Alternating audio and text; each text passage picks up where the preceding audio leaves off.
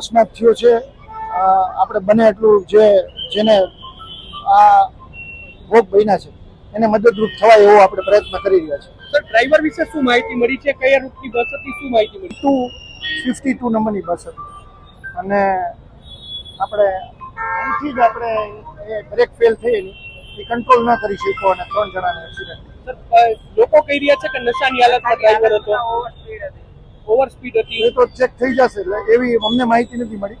અમે કંડક્ટરને પૂછ્યું, કંડક્ટર સાથે એનું શું કેવું છે સર? એનું કંડક્ટરનું કહેવાનું હતું કે એમને કંટ્રોલ કરવાની બહુ ટ્રાય કરી છતાં કંટ્રોલ ન કરી શક્યો. 3 જણાને એક્સિડન્ટ. એજન્સી સામે શું કાર્યવાહી કરવામાં આવશે? સર, આ ગંભીર પ્રકારનું, કારણ કે અહીંયા લોકો ઉભા હતા અને અહીંથી ઉભા હતા અને તેને સિગ્નલમાં રસ્તા પર જતા હોય ને એક્સિડન્ટ થાય સમજી શકાય, પણ સર ટ્રાફિક સિગ્નલ પર ઉભો હોય ને આ પ્રકારનો ગંભીર અકસ્માત થાય એ ખૂબ જ નિંદનીય છે અને આપણને ખૂબ જ દુઃખ. આપણે એ દુઃખમાંથી અત્યારે બહાર નથી આવી શકતા એવી પરિસ્થિતિ. હવે શું કાર્યવાહી સર કરવામાં? આપણે એની ઉપર કડકમાં કડક જે અત્યાર સુધી નહીં લેવાયેલા તો પગલાં આપણે લઈશું.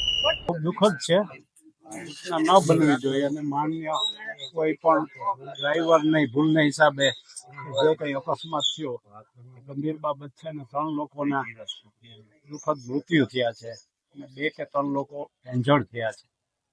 અને સ્થળ ઉપરથી ડ્રાઈવરને પબ્લિકે પકડીને માર્યો હશે અને એને પણ કદાચ ટ્રીટમેન્ટમાં હશે ક્યાંય.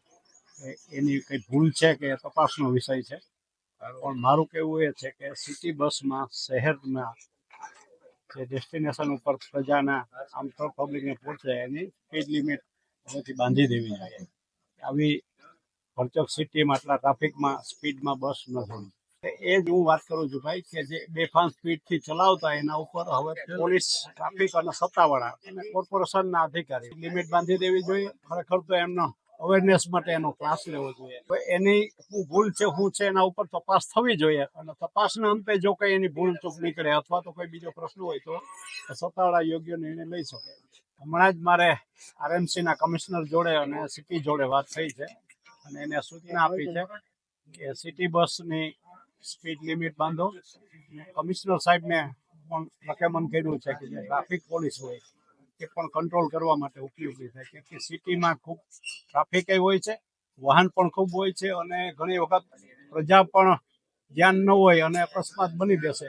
એના સાવધાની માટે હવે પ્રિકોશન લેવા માટે સ્પીડ લિમિટ જરૂરી છે અને ડ્રાઈવરનું વારંવાર મેડિકલ અને અન્ય જે ચેકિંગ છે રૂલ્સ રેગ્યુલેશન હોય થવું જોઈએ. ડ્રાઈવરની ક્વોલિટી પણ મેન્ટેન થવી જોઈએ, કેમ કે કોન્ટ્રાક્ટર હોય એટલે ગમે ત્યારે જરૂરિયાત ઊભી થઈ હોય જરૂરી. 100 પુરિંગ રોડ ઉપર 150 પુરિંગ રોડ ઉપર ઇન્દિરા સર્કલ પાસે રાજકોટ મહાનગરપાલિકાની સિટી બસે આજે હિટ એન્ડ રનની ઘટના બની છે, દુર્ઘટના છે અને એમાં 3 લોકોના મૃત્યુ થયા છે. આજે અમે લોકો અહીંયા આવ્યા હતા અને જોઈ છે. આ 3ના પરિવારને ભગવાન દેવાધિદેવ સાંત્વના આપે અને રાજકોટ મહાનગરપાલિકા દ્વારા થોડા સમયની અંદર, થોડીક ક્ષણોની અંદર અમે જાહેરાત કરી રહ્યા છીએ પરિવારજનોને મુઆવજો આપવા માટેની. એના પરિવાર જે સ્વજનના અવસાન થયા, દુઃખદ અવસાન થયું છે, એના પરિવારને ભવિષ્યમાં કંઈ મુશ્કેલી ન પડે.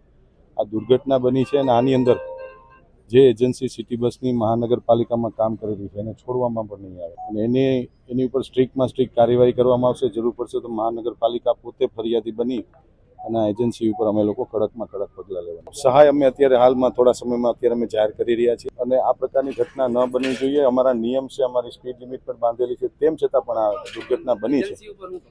એજન્સી ઉપર તો અત્યારે હાલ પૂરતું એનું જેટલું પેમેન્ટ છે અત્યારે સ્ટોપ કરી દીધું છે અમે લોકોએ. 1 પણ રૂપિયાનું પેમેન્ટ નહીં આપવામાં આવે અને એની ઉપર કડકમાં કડક કાર્યવાહી ભવિષ્યમાં આ પ્રકારની ક્યારેય પણ ભૂલ ન કરી શકવા જોઈએ એ પ્રકારના મહાનગરપાલિકા કડક પગલાં લેશે.